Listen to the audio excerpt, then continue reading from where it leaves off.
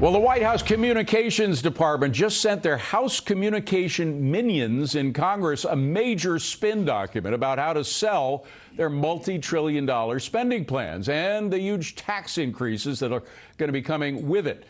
After claiming the additional trillions of spending won't add a dime to the deficit. Remember that? The document asks, quote, whose side are we on? We face a fundamental choice in America right now as we rebuild our economy. This time, will everyone get in on the deal? President Biden knows whose side he's on, the backbone of this country, the middle class, end quote. Well, Larry Kudlow joins us now, of Kudlow fame, of course.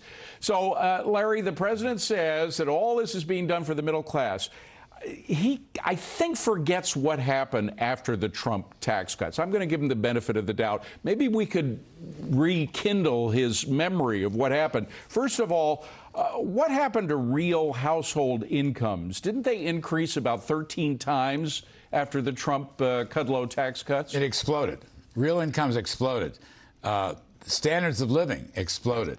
In fact, in the last year, let's see, pre-pandemic, the last 12 months, as I recall, real family income went up $6,500. All right, that was in 1 year. It's either 1 or 2 years, David. I can't recall precisely. Much more than the entire 8 years of Obama-Biden.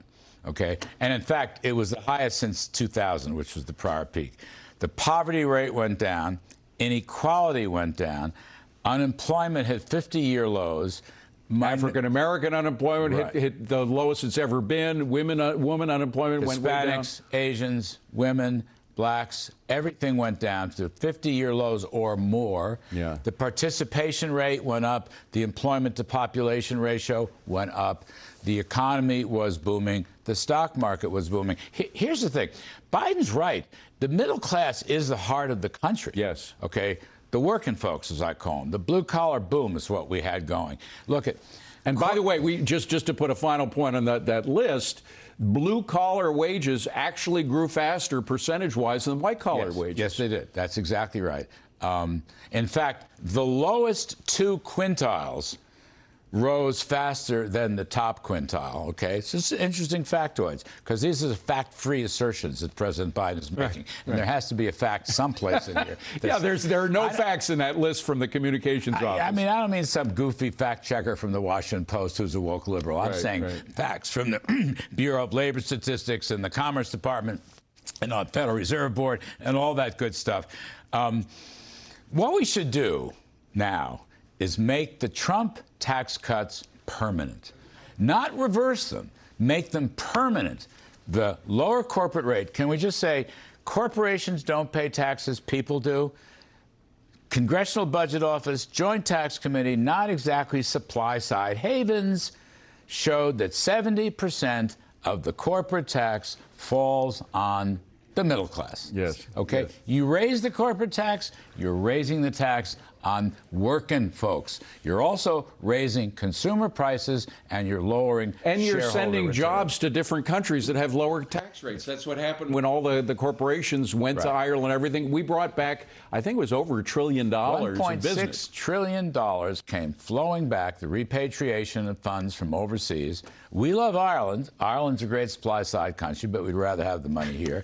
And a lot of it came back, particularly, by the way, from the rest of Europe, which had higher taxes than we did. Yeah. And then Trump made us lower taxes. That's very, very important. Another thing that's not backed by any information at all in this memo that's sent out, this talking points memo that the White House sent out, was the notion, and we hear it repeated many times, that the Trump tax cuts cost $1 trillion in lost revenue. Now, I hold in my hand the Congressional Budget Office, which is pretty much just all factual stuff.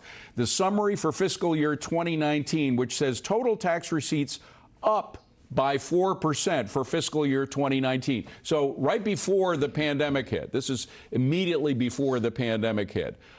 We were actually increasing the amount of tax rate, even though tax rates went down. Yes. There was so much more economic activity, so many businesses coming back from Europe, so many new businesses starting up at home that we increased tax revenue. And so the Laffer curve worked. Lower tax rates produced more tax revenues.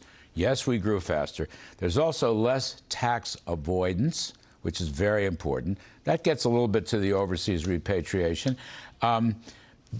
Just before the pandemic, here's what the numbers look like. The corporate tax was completely paid for. It's about $350 some odd billion, completely covered, okay?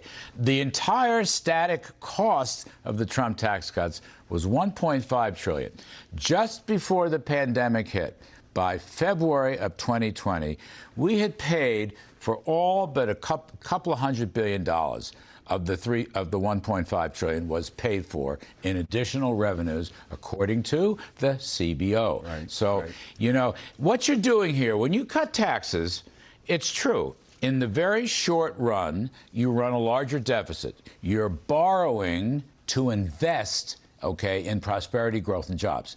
Then, over time, as the growth kicks in and the jobs kick in and the wage hikes kick in, you pay for it. It's that simple. They're giving me a rap, but one quick note on what's happening in California. Make the Trump tax cuts permanent. We just had Governor Newsom suggest that the middle class is doing better with tax situation in California than they are in Texas. Your thoughts about that? Well, I find that somewhat hard to believe because Texas doesn't have an income tax. Zero! And California's top rate is about 13%. And 13.3%. You've also got city and local taxes in San Francisco and L.A. and so forth. So I'd have to check that assertion again. Not the Washington Post fact checker, but actual numbers. I heard they pelted Larry Elder with eggs today. That's the most disgusting thing I've heard. They pelted our friend Larry Elder. Well, the most disgusting thing they do is to call a very successful African-American man a racist, a white supremacist, which is Make just the Trump tax cuts permanent. That's what you should do. Larry Kudlow, great to see you. Thank you very much.